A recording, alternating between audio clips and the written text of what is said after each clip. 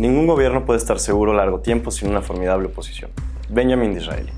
Hace unos meses tuvieron lugar las elecciones internas del que hasta hace unos años era el partido hegemónico del país, el PRI, siendo su realidad actual la de un partido venido a menos, ocupando un lugar más entre una tercera o cuarta fuerza política que ahora, incluso con los resultados de dicha elección y la inoperancia de sus actores aún existentes, pareciera cada vez más un brazo de Morena, con mayor intención de mera sobrevivencia y con más rumbo a la extinción que a un segundo aire.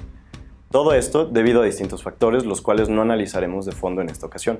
Sin embargo, los podemos resumir en un par de conceptos, los cuales son su falta de modernización, lo aferrados que se encuentran a sus líderes corruptos, a sus viejas mañas, y la falta de espacios para los jóvenes. Por otro lado, tenemos el PAN, que si bien, generalizando su realidad nacional, se encuentra bastante mejor posicionado que el resto de los partidos de oposición, sigue siendo al menos aparentemente un desastre en su vida interna. Desastre que podemos resumir en peleas entre grupos, muy similar a las que habían en partidos como el PRI, cuando aún existían verdaderos grupos de poder en su interior, más enfocados por el poder interno que por representar una oposición firme y seria, también debido a la falta igualmente de oportunidades reales para los jóvenes, aunque aclaro, a mi punto de vista, sí las hay, limitadas, pero las hay. Sin embargo, siguen estancados debido a que muchas de sus banderas no son banderas que la juventud toma, tema a considerar más si se analiza que los jóvenes somos el padrón electoral más grande en el país, y lo seguiremos siendo por un largo tiempo. Eso en conjunto a actuaciones aberrantes, al ser cómplices, así como otros representantes de todos los partidos políticos,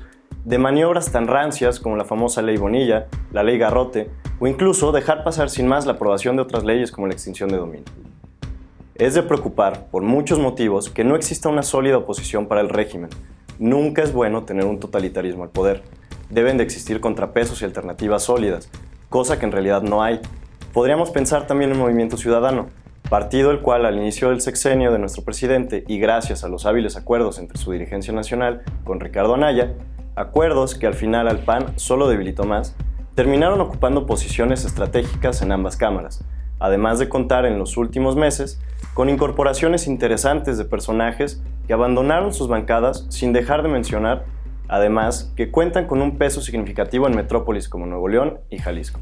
Sin embargo, pareciera también que mientras dan un paso para adelante, dan dos para atrás, debido a su aparente inexistencia en muchos estados del país, aunado, por ejemplo, a la debacle en su aprobación de su único gobernador en Jalisco, y casos como la opresión recibida por parte del mismo a los estudiantes, al manifestar su inconformidad con las alzas en las tarifas de transporte público.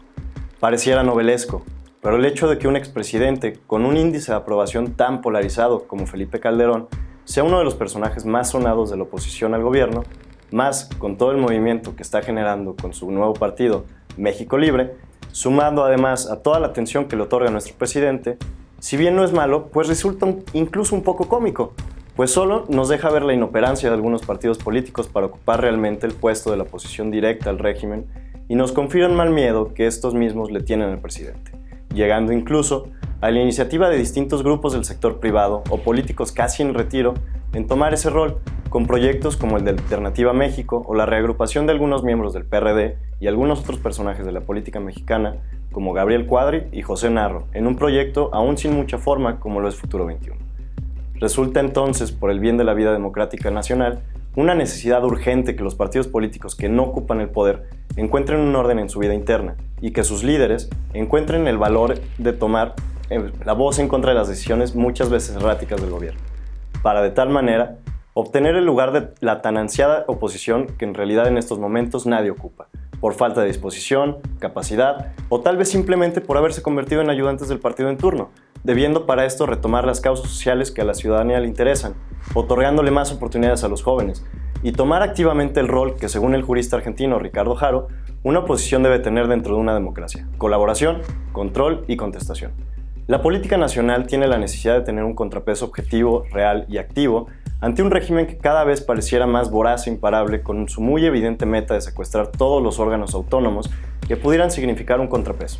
Y ante esto, creo yo que el primero en entender lo anterior llevará las de ganar, si es que en algún punto tienen la esperanza de ocupar o retomar la fuerza política que hace no mucho tiempo ostentaban. Tendrán dentro de poco tiempo en las elecciones del 2021 su primer examen. Trabajo como oposición será justamente lo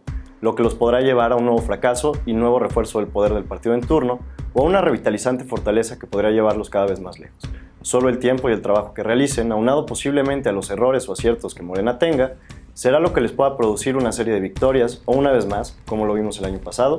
a un conjunto de desastrosas derrotas. Mientras tanto, seguiremos en la urgente búsqueda de una oposición.